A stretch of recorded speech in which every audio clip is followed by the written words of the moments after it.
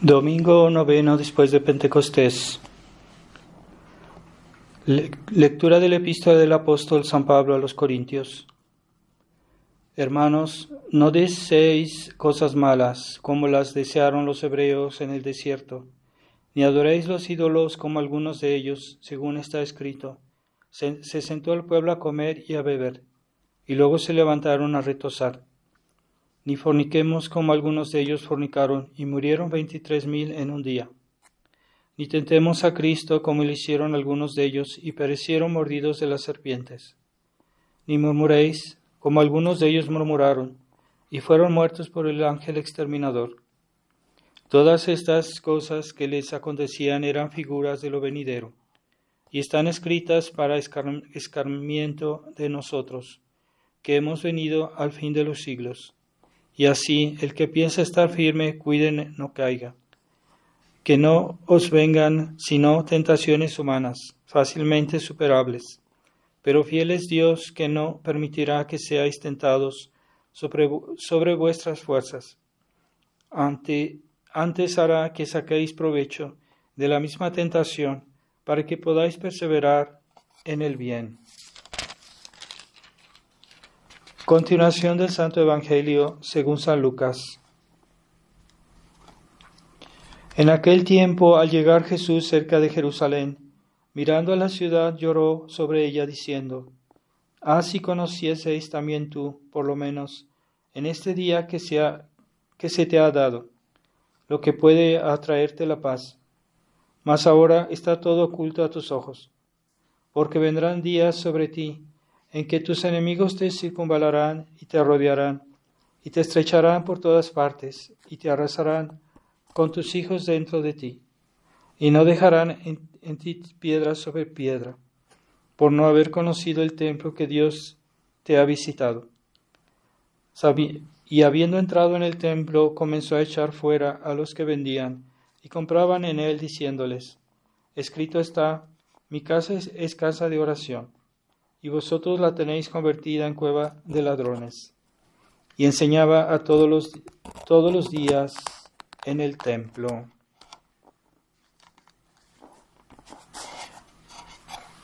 En el nombre del Padre, del Hijo y del Espíritu Santo. Amén. Ave María Purísima. Sin pecado concebidos. Estimados hermanos, esta semana no olvidemos que hay la fiesta de la Asunción de la Santísima Virgen, el 15 de agosto.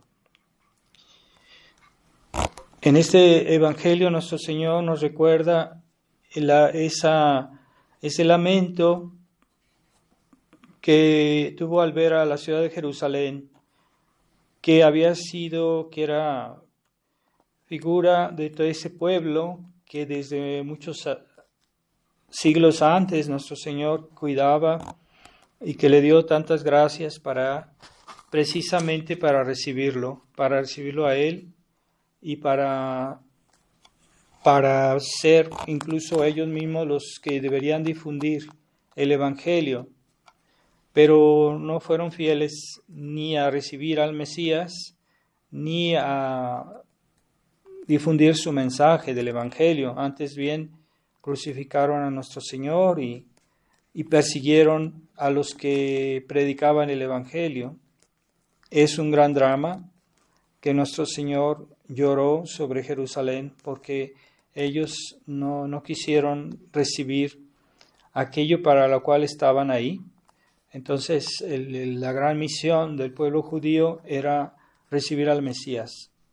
Y todas las ceremonias del Antiguo Testamento eran figuras del Mesías futuro, Cordero, los sacrificios, todas las ceremonias eran símbolo de lo que debería pasar después. Pero cuando se cumplieron estas profecías, ellos no supieron ver que era el momento. Entonces se apegaron a todo eso y se quedaron apegados al aspecto material de las cosas y a las promesas que nuestro Señor hizo a ellos si eran fieles. Se sobreentiende, ¿no?, que Dios los iba a bendecir, que Dios les iba a dar si fueran fieles a la misión para la cual estaban ahí. Entonces, como no fueron fieles, pues entonces las promesas que nuestro Señor hizo al pueblo judío se aplican al nuevo Israel, que es la Iglesia Católica. Y los miembros de la Iglesia Católica, en ellos, todas esas promesas que eran ante todo de orden espiritual, mientras que ellos lo interpretaban de una manera carnal, una manera humana, una manera interesada, materialista, y que esas promesas eran sobre todo de orden espiritual para aquellos que iban a aceptar el Evangelio, que iban a seguir a Jesucristo y que iban a participar a los méritos de nuestro Señor en la cruz. Entonces es el verdadero Israel al cual incluso cuando Dios prometió a Abraham que tendría muchos hijos, esa promesa era ante todo una promesa espiritual. Y ciertamente su descendencia carnal también participaría de eso, pero en la medida que era primero, o que sería primero una fiel, eran miembros de esa herencia, de esa descendencia espiritual. Por eso se le llama a Abraham el primero de los creyentes. Entonces, desgraciadamente, ese pueblo se apegó sobre todo a ese aspecto carnal, y que no era el más importante ni era el principal. Entonces ya no ven que para ser miembros de la iglesia primero hay que tener esa fidelidad espiritual a las gracias de Dios, primero a la fe y después a toda la práctica de nuestra religión, ¿verdad? La fe y el espíritu de la fe, porque nuestro Señor a veces reprochó a los apóstoles que querían ser demasiado severos y les reprochó y les dijo: ustedes no saben a qué espíritu pertenecen. ¿Qué espíritu? El espíritu de Él, de Jesucristo, que es un espíritu de fe, de caridad, de misericordia. Entonces nuestro Señor, los que eran fieles a ese espíritu, son sus verdaderos hijos.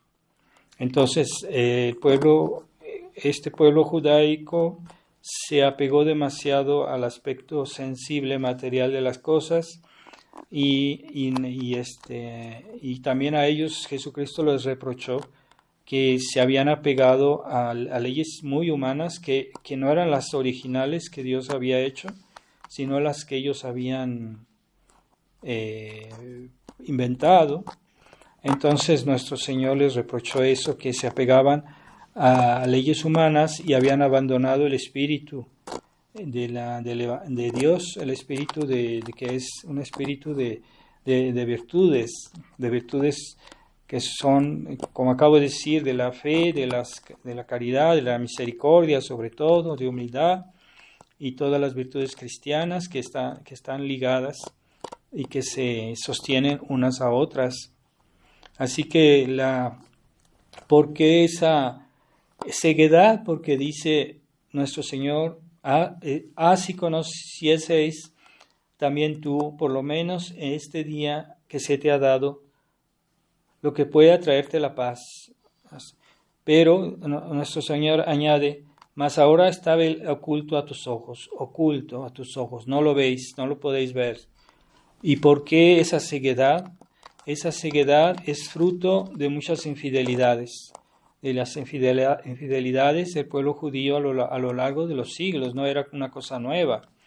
De muchos siglos ellos habían sido infieles y habían, queriendo ser el pueblo de Dios, al mismo tiempo participaban a los cultos paganos, perseguían a los profetas y mataron a los profetas.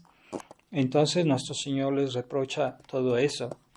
Pero esa ceguedad es un fruto de una actitud que fue cultivada mucho tiempo, ¿verdad? Entonces tengamos nosotros también cuidado, como dice el apóstol: si tú crees estar de pie, ve que no caigas tú también. El que piensa estar firme, cuide que no caiga. Entonces, eso se aplica a cualquier cristiano también, porque hay católicos, y eso es hoy moneda común, que los católicos liberales son legión, son mayoría, y también se han acostumbrado a ser infieles a la gracia, y se han acostumbrado a hacer excepciones por aquí, a hacer excepciones por allá, y llega un momento que no perciben más las cosas como deben ser, y cuando viene la prueba no son capaces de reaccionar. Y es lo que estamos viendo hoy en la iglesia, esta crisis tremenda de la iglesia. Estamos viendo que los católicos no reaccionan, o no reaccionan como deberían, y están como atontados y no hacen nada. No tratan de saber por qué está pasando todo esto y qué es lo que nos corresponde a cada uno de nosotros hacer, qué debemos hacer para salvar la tradición, qué es la tradición, que es la verdadera iglesia. La iglesia verdadera es tradición. Entonces, ¿qué hay que hacer para conservar la fe en las casas, en las familias? ¿Qué hay que hacer para promover la iglesia, ayudar a los sacerdotes que promueven, que quieren conservar la tradición? Y no nada más pedir y exigir, porque hay unos fieles que exigen, que piden, y que siempre piden y que nunca dan, nunca ayudan y no sostienen a los sacerdotes. Entonces hay que también hacer algo. Entonces no ven esa necesidad, pero sí ven que ellos quieren la misa, que ellos quieren los sacramentos, eso sí lo ven, pero no ven que también la iglesia necesita apoyo. Entonces, y que es un deber según los mandamientos de la iglesia que están en el catecismo, los pueden consultar, que también es una obligación ayudar a la iglesia o a los sacerdotes. Entonces, hay diversas maneras de ayudarlos, ¿verdad? No solo ese apoyo moral, que mucha gente cree que con eso ya todo está bien. Padre, sí, nosotros lo apreciamos, pero eso no, ¿de qué sirve, no? Que le hagan elogios al sacerdote cuando hay que hacer algo, ¿verdad? Cuando si hay alguna cosa que hacer, o todo lo que sea necesario para promover, para sostener la tradición. Y eso no ven ese aspecto. Y hay peor todavía, algunos que se la pasan exigiendo, incluso se ponen de una manera mal educada a tratar a los sacerdotes. Entonces, nuestra misión en esta tierra es ser fieles a todas las gracias que Dios nos da. Y la primera gracia que Dios nos da es la gracia de la iglesia, porque en la iglesia está contenido todas las riquezas de Dios. Entonces, la fe católica solo es posible dentro de la iglesia. Entonces, cuando un niño va a ser bautizado, el padrino y la madrina responden en su nombre y el sacerdote les pregunta al niño, ¿qué pides a la iglesia? Entonces, ese niño todavía no es miembro de la iglesia porque no está bautizado, porque no ha sido perdonado de su pecado original, porque no ha recibido la gracia. Entonces, lo primero que piden a la iglesia es la fe. La fe que está en la iglesia, que es una riqueza de la iglesia. Y por esa puerta entramos a la iglesia. La fe es primordial, la fe es esencial. Y ya teniendo la fe, entonces podemos ser aceptados dentro de la iglesia y participar a todos los bienes de la iglesia, a todas las gracias de la iglesia. Entonces hay muchas riquezas en la iglesia que participamos si tenemos la fe y por la que llegamos a ser miembros de la iglesia. Y esas gracias no debemos acostumbrarnos. Es muy fácil acostumbrarse a las gracias de Dios y es un peligro porque hay gente que se acostumbran a las gracias de Dios y ya después no ven la importancia de hacer esfuerzos. Entonces llegan a considerar las cosas que son muy grandes, que son muy, muy importantes, a considerarlas como algo normal, como algo habitual, como algo al cual tenemos derecho, nada más. Y no vemos que todo eso también genera obligaciones. Y esa ceguedad es peligrosa porque llega un momento que hay personas que solo ven que tienen derechos en la iglesia, pero no ven que tienen deberes.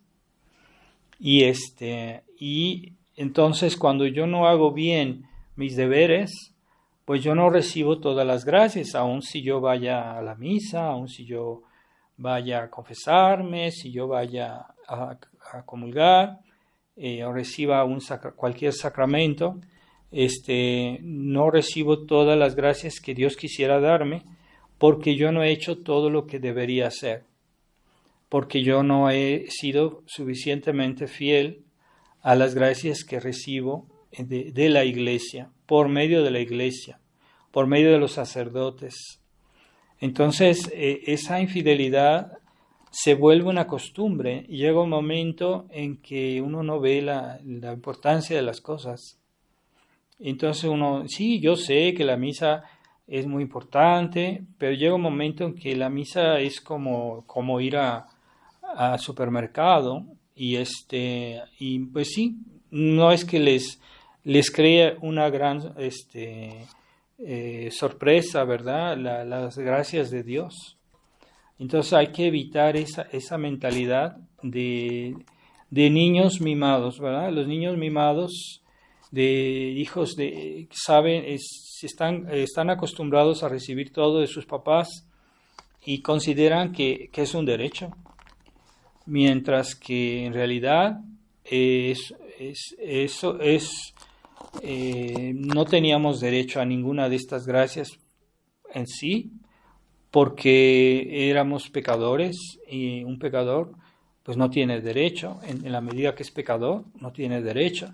Entonces si Dios nos tuvo misericordia de nosotros, pues es un gesto que es ¿cómo se dice? Un acto de generosidad que normalmente no teníamos derecho. Y eso es lo que hay que entender en nuestra religión. Las gracias que hemos recibido, en realidad no tenemos derecho a ellas, sino porque Jesucristo quiso darlas. En ese sentido, porque Jesucristo las quiso dar.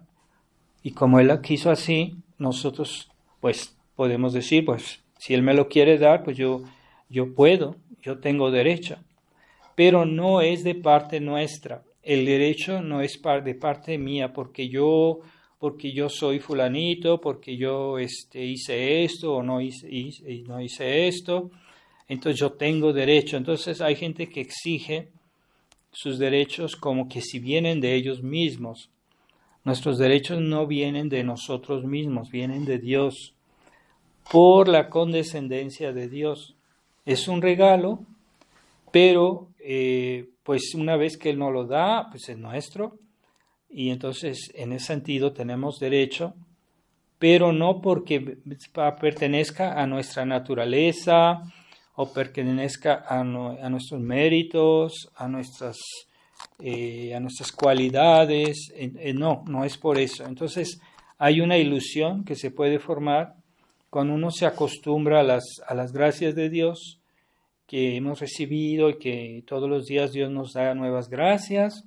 Cada vez que hacemos un acto de, por ejemplo, rezamos el rosario o hacemos alguna buena obra o otra oración, recibimos gracias de Dios, está bien, pero no nos hagamos la idea de como decir, es que yo lo merecí, yo soy digno, yo tengo derecho. Y eso es una mentalidad liberal, porque los liberales basan los derechos humanos solo en la naturaleza humana. Es porque tú eres hombre, porque eres un ser miembro de la sociedad, por eso nada más, por eso tienes derecho. Y no es así, no es así. Los derechos después del pecado original los habíamos perdido, todos. toda la humanidad.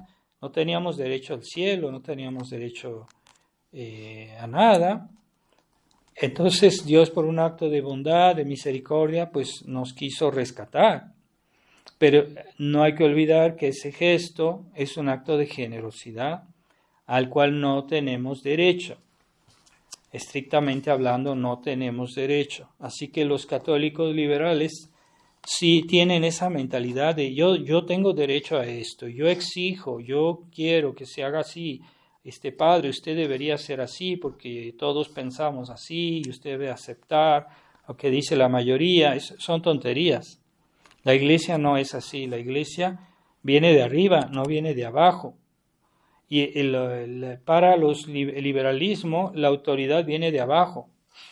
Ese es un error liberal.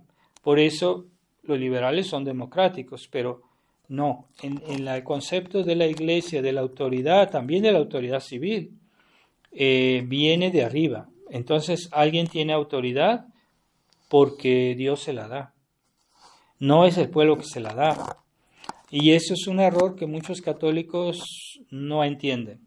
Pero la doctrina de la iglesia es que la autoridad, a veces el pueblo puede elegir tal vez un jefe, pero una vez que ya está elegido, en ese momento Dios le da la autoridad. Pero la autoridad el pueblo no se la da al que elige. Aún en un caso de una democracia que fuera más o menos correcta, no es el pueblo que da la autoridad.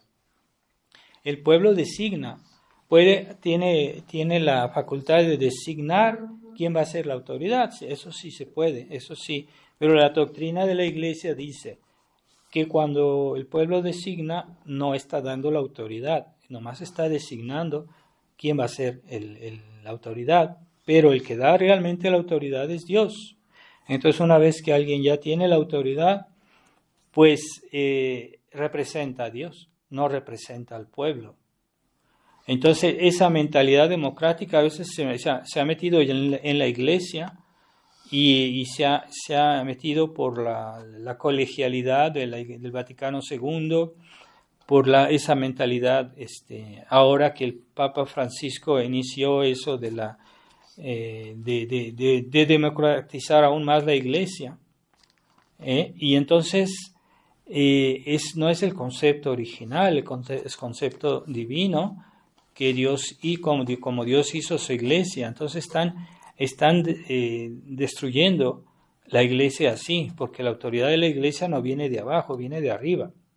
Es porque Jesús le dijo a San Pedro, tú eres Pedro y sobre esta iglesia fundaré mi iglesia. Entonces es Jesucristo que le dio la autoridad. Ahí nadie tuvo que ver con la democracia. Entonces tengamos presente eso. Entonces las gracias que nosotros recibimos en la iglesia son muy diversas y en muchos momentos diferentes, no solo cuando vamos a misa, cuando vamos a los sacramentos, pero en toda nuestra semana, en los días, Dios nos da gracias para ser buenos cristianos y todas esas gracias debemos aprovecharlas. Pero puede pasar que estamos distraídos o estamos absorbidos por el mundo o hacemos las cosas sin pensar y no las subordinamos a Dios, no las subordinamos a la fe. Entonces perdemos oportunidades porque Dios nos quiere dar gracias, pero nosotros ni siquiera estamos abiertos a ellas y ni siquiera tenemos tiempo de pensar en eso. Entonces hay que llevar nuestra vida de manera que seamos fieles a todas las gracias que Dios nos da. Entonces esas gracias Dios las da en todo momento, porque Dios nos da la gracia en cada momento para hacer lo que tenemos que hacer en ese momento. Así que aun sean cosas puramente materiales, sencillas, Dios nos da gracias para hacer ahí bien nuestro deber. Y esa gracia la recibimos, esa gracia que nos da una gracia diferente para cada momento, porque cada acción que hacemos es diferente. Entonces, si yo voy a rezar, pues Dios me da gracias de piedad, de atención, para que yo haga bien mi oración. Si yo voy a trabajar, Dios me da gracias en ese momento diferentes, que son gracias actuales, se llaman gracias actuales. Dios me da gracias para hacer bien mi trabajo, lo que yo tenga que hacer. Entonces, Dios me da gracias de prudencia. Los dones del Espíritu Santo son una realidad y los dones también nos ayudan, don de fortaleza, don de piedad, etcétera, según cada cosa que hacemos. Entonces, si una persona su corazón está lejos de Dios, que nunca reza, que aunque diga que es muy católico, que es muy tradicional, si nunca reza, si no permanece en una cierta recogimiento, si no ha ofrecido el día en la mañana, no ofrece el día a Dios, con todos sus actos, con todas sus obras. Entonces, pues muy difícilmente va a estar atento a todas las gracias que Dios le va a dar. Incluso no las va a percibir, porque él está completamente absorbido por el mundo, por la sabiduría del mundo, por sus gustos, incluso a veces hoy hay ruido, hay música donde quiera, entonces hay gente que está absorbida por eso. ¿Qué tiempo va a tener de escuchar las gracias de Dios? Por eso en los conventos, sobre todo en las órdenes contemplativas, pero no solo las contemplativas, eso es para todos, la gracia de Dios para todos.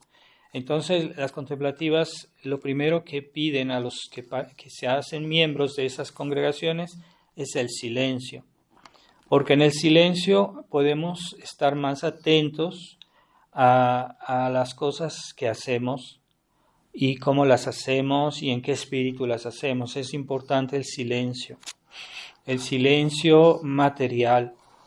Entonces hoy vivimos en una sociedad donde quiera que uno va, ruido, todo es ruido.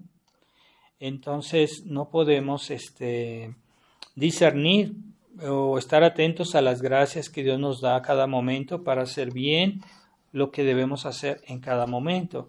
Si estamos con los demás, no basta estar con los demás, hay que practicar la caridad, muchas virtudes cuando uno está en contacto con otras personas, pero si estamos completamente ausentes de la vida de oración, que no hemos ofrecido el día, que estamos absorbidos por las cosas de este mundo que nos gustan, que pueden ser a veces completamente disipantes, ¿verdad? Como la música moderna, por ejemplo, o algunas distracciones o diversiones que no son que no son correctas, o algunas conversaciones con los demás que no son edificantes, que no son según el Espíritu de Dios. Entonces vamos a perder gracias a cada momento y eso se vuelve un hábito. Hay personas que ya están acostumbradas a vivir así, ausentes de Dios. Entonces esa dureza de corazón puede provocar un estado como el que nuestro Señor reprochó a Jerusalén, que le dijo, si supieras lo que Dios te ha mandado hoy, pero todo está oculto a tus ojos. Y esa ceguedad es el fruto de una infidelidad constante a la gracia. Entonces hay que tener cuidado de que no desperdiciemos las gracias de Dios. Por ejemplo, yo voy a comulgar, recibo la comunión, en ese momento recibo gracias de Dios, de paz, de interioridad, de amor, de recogimiento, y apenas se acaba la misa y ya estoy hablando tonterías y me voy a pensar en otras cosas completamente fuera de ese espíritu. Entonces, eso es desperdiciar las gracias de Dios. Por eso yo siempre pido después de misa hacer una acción de gracias para realmente aprovechar todas las gracias que Jesús en la Eucaristía quiere darnos. Quiere darnos todas esas gracias, hay que aprovecharlas. Entonces, después de misa, es bueno hacer unas pequeñas oraciones para dar gracias. Incluso si por alguna necesidad tenemos que irnos, pues evitemos la disipación. A veces después de misa debemos recordar que la Eucaristía está todavía con nosotros. Está presente la hostia todavía, mientras no se disuelve en el estómago, todavía Jesús está presente. Así que puede ser un cuarto de hora después de la comunión o incluso más. Entonces no hay que ponerse a hacer pláticas tontas o hacer pláticas ligeras, y todo eso destruye ese estado de recogimiento que hemos recibido en el momento de la comunión. Y es desperdiciar las gracias de Dios. Entonces, cada gracia que es aprovechada, que es bien utilizada, nos hace crecer en mérito y en caridad. Entonces, las personas que son habitualmente fieles a la gracia van creciendo de una manera increíble. Pensemos en los grandes santos que eran fieles siempre a las gracias de Dios. Pensemos a la Virgen María, que nunca desperdiciaba en nada, nunca desperdició ni la más mínima gracia de Dios. Ella sí fue perfectamente fiel. Pero los santos, aunque tuvieron momentos de debilidad, vemos muy bien a San Pedro, que tuvo momentos de debilidad, pero en general él sí fue fiel a la gracia, en general, y trataban de estar atentos y de no distraerse, no olvidar nuestras obligaciones y el amor a Dios, y así, aunque tengamos que ocuparnos de cosas triviales, de cosas que parece pues que en sí no son muy importantes, pero pues son necesarias, ¿verdad? Como una madre de familia que tiene que cocinar, que tiene que lavar, que tiene que limpiar por aquí o por allá. Todo se hace porque es la voluntad de Dios. Entonces, si es la voluntad de Dios, normalmente recibimos las gracias para hacerlo correctamente, en un espíritu cristiano, en un espíritu que tiene mérito sobrenatural. Entonces, esa es la fidelidad de todos los días. Entonces, evitemos disipar la disipación. Disipación es olvidar las gracias de Dios y vivir como si no obramos por motivos de fe. Entonces, si queremos, como decía San Luis Gonzaga, una persona espiritual es una persona que obra por motivos espirituales. Si no obramos por motivos espirituales, no somos personas espirituales. Entonces, a veces hay también los que son intermitentes, ¿verdad? A veces sí, a veces no. A veces hacen esto por amor a Dios y al ratito lo hacen simplemente por un espíritu mundano que no tiene nada que ver, o que oyen música que no tiene nada que ver con nuestra fe, que le es contraria. Pero ellos dicen, no, es que eso no es pecado. Y así están desperdiciando las gracias de Dios. Entonces, cuando hablamos con los demás, no hay que decir tonterías. Hay que hablar siempre de cosas que son útiles, que son buenas, que son edificantes. No siempre necesariamente cosas espirituales, porque a veces necesitamos hablar de las cosas de la vida, de las necesidades materiales, pero se hace siempre en un espíritu de sumisión a la voluntad de Dios, y entonces son acciones espirituales. Aun si tenemos que lavar los platos, lo hacemos siempre con un espíritu de recogimiento en presencia de Dios. vivir siempre en presencia de Dios. Es difícil. Es difícil en nuestra época vivir en presencia de Dios, pero debemos tender a eso. Y una persona que siempre es fiel a la verdad, que siempre trata de hacer la voluntad de Dios en todas las cosas, porque Dios lo quiere, entonces una persona que vive en presencia de Dios, porque hacemos todo por Él, y lo hacemos con conciencia. Y ese espíritu de cristiano es lo opuesto al espíritu el de ligereza. Y Dios sabe bien que en nuestra época la ligereza, la superficialidad es común. Entonces, cuando uno oye las conversaciones a veces de algunos tradicionalistas que dicen tonterías, que dicen cosas incoherentes, que dicen cosas que ellos las encuentran divertidas, pero que no son conformes a la razón, que son digamos, distractivas, que nos hacen tomar las cosas a la ligera. Entonces esa superficialidad es muy común hoy. Entonces una persona que toma las cosas a la ligera, cuando le dicen, vamos a decir una oración, y ya vas otra vez a comenzar, no, yo ahorita no tengo tiempo, o sea, no le dan el valor a las cosas, el verdadero valor que tienen, porque están acostumbrados a vivir en la ligereza, son superficiales. Tal vez no digan que esto está mal, pero no le dan la importancia y dicen, bueno, es que yo tengo otras cosas más importantes. Entonces, no dicen todos los días su rosario para comenzar y no dicen siempre las oraciones de la mañana y de la noche. No hacen lectura espiritual. Pues, ¿qué decir de la meditación? Algunos que tratan de hacer meditación todos los días son muy raros. Pero todo eso ayuda a la unión a Dios. Entonces, si nosotros en la mañana comenzamos bien el día con buenas oraciones, el día está santificado, porque la intención que anima todos nuestros actos es buena. Entonces yo ofrecí todo a la gloria de Dios esta mañana en mi oración. Entonces todos mis actos tienen una especial significación, porque están ofrecidos, porque están sometidos a la voluntad de Dios.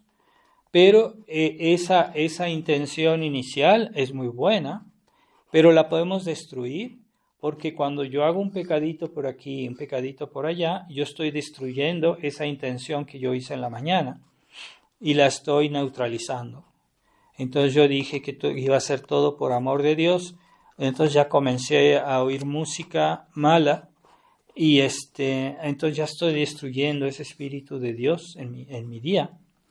Entonces, si nos pasa que a momento dado tenemos una debilidad y que en cierta manera ya estamos contradiciendo la intención de la mañana, la ofrenda de la mañana, pues es para que no se destruya esa intención habitual, pues es bueno pedir perdón a Dios, hacer un pequeño acto de contrición y decir de nuevo, Señor mío, perdóname, ayúdame a continuar bien este día.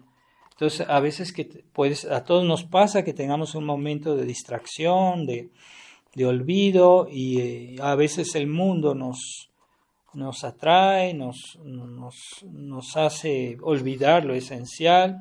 Entonces podemos en ese momento hacer de nuevo un acto como diciendo, Dios mío, otra vez vuelvo a lo que pensé esta mañana. Entonces es bueno en el día hacer alguna vez oraciones cortas, ¿verdad? Por ejemplo, cada vez que yo voy a salir de mi casa, digo una jaculatoria. Cada vez que llego a mi casa, digo una pequeña oración al pasar por la puerta, por ejemplo. Y tener esa costumbre de rezar durante el día, oraciones muy cortitas, se le llaman jaculatorias. Corazón Sacratísimo de Jesús, ten misericordia de nosotros. Corazón Inmaculado de María, ruega por nosotros, ahora y en la hora de nuestra muerte. No se dice amén, nomás se dice así, a la hora de nuestra muerte, porque no es una oración, es una jaculatoria. Entonces, hay muchas oraciones, cosas que pequeñas. En otros tiempos la gente saludaba rezando.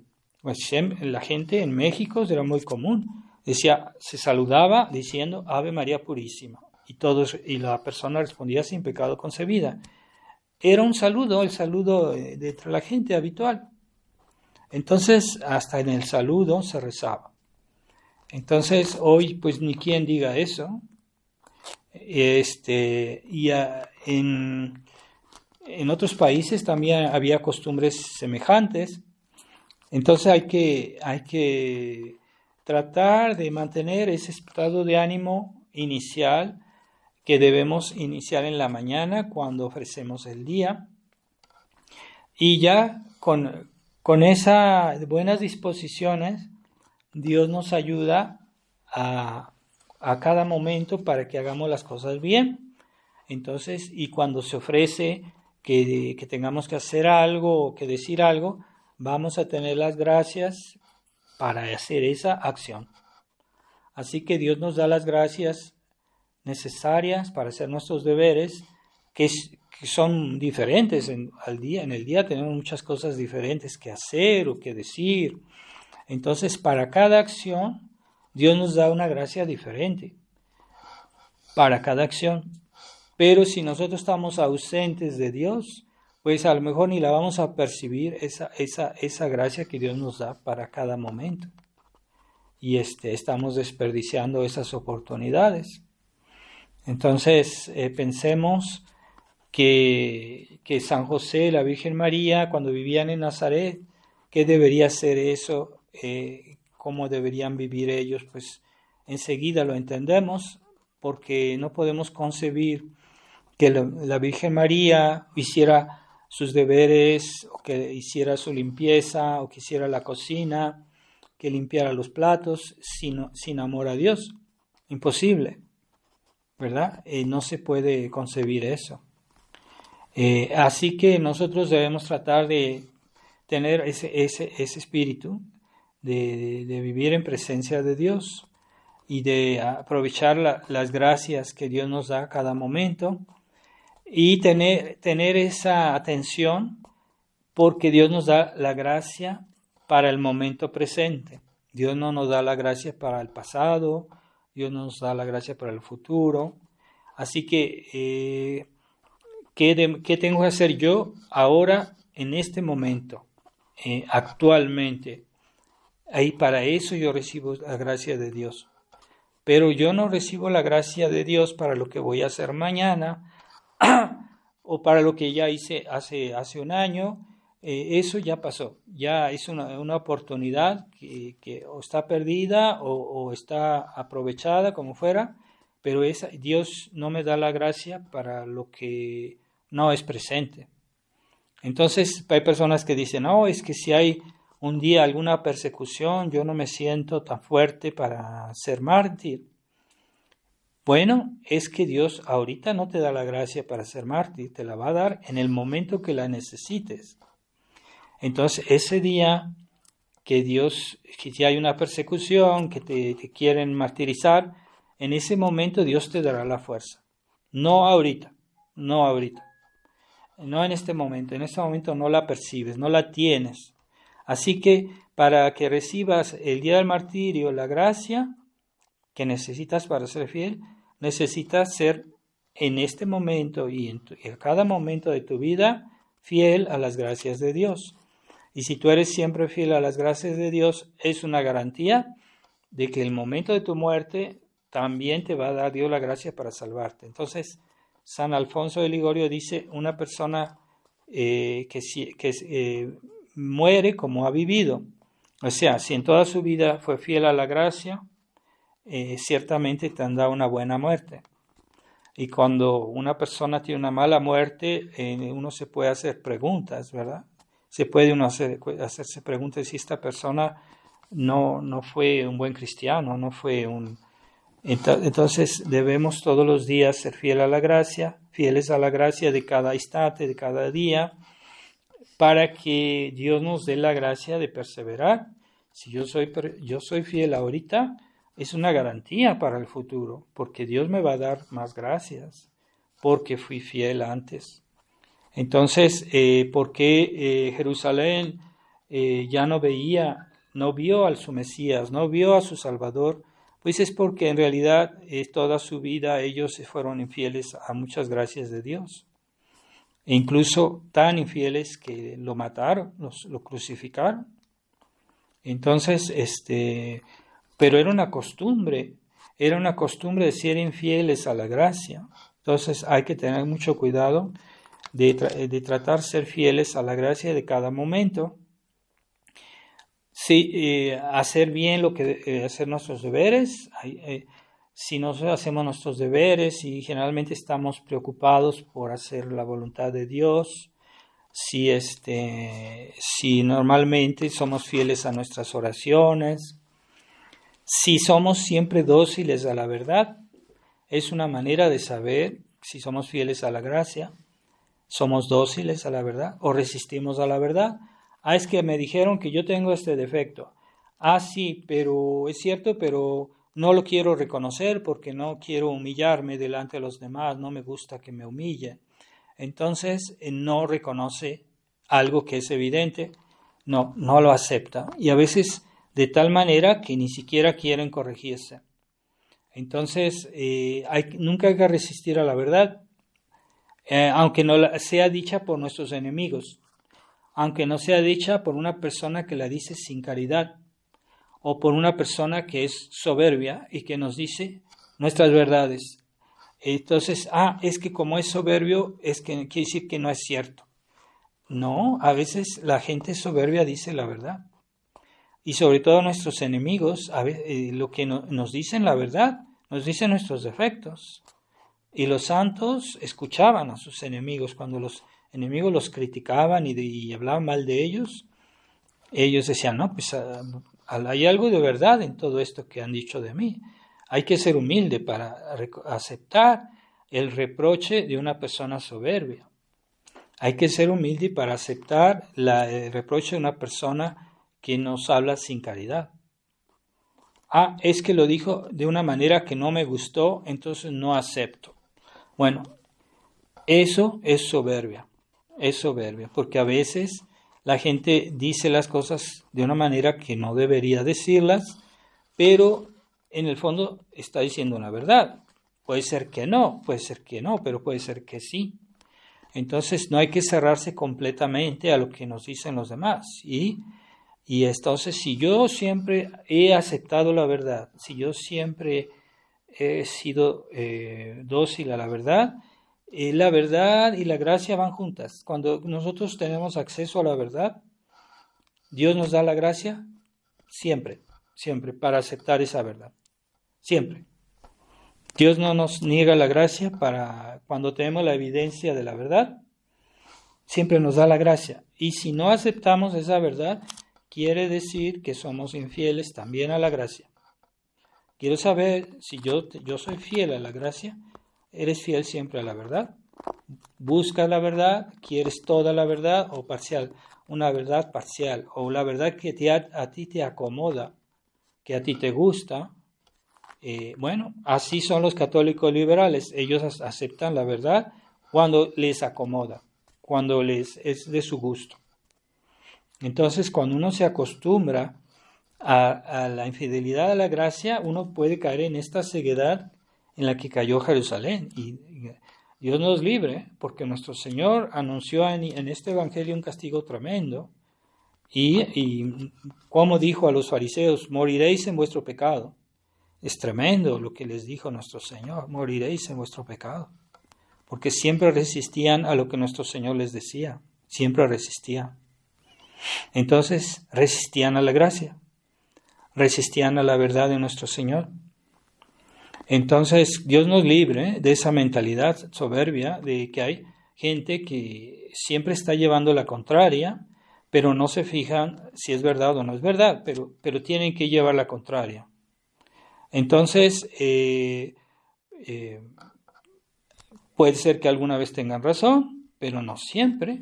Entonces, si esa manera habitual de vivir, de esa gente que le gusta, tiene el espíritu de contradicción, bueno, se tienen que equivocar alguna vez porque no siempre la persona dice mentiras, a veces dirá la verdad. Entonces no hay que resistir a la verdad, ¿no? Es pecado, es pecado. Sí, es que es un detallito, es una tontería. Siempre que la verdad, es verdad, hay que reconocerla.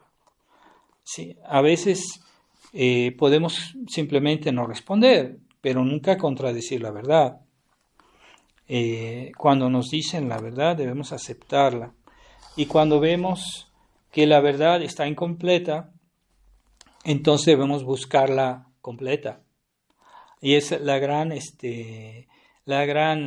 desgracia de muchos católicos que se conforman con verdades a medias y que dicen, bueno, yo quiero ser bueno, yo quiero ser católico, yo no quiero hacer pecados mortales, pero ven que hay una crisis en la iglesia, pero no dicen, sí es cierto, hay cosas que no están bien, pero no quieren ir más allá, no quieren investigar, no quieren informarse, no quieren saber qué es lo que Dios les pide en esas circunstancias, y es así que la iglesia se ha echado a perder, porque no solo los fieles hacen eso. Yo he visto muchos muchos sacerdotes que para no incomodarse no quieren comprender toda la verdad y entonces negligen la verdad.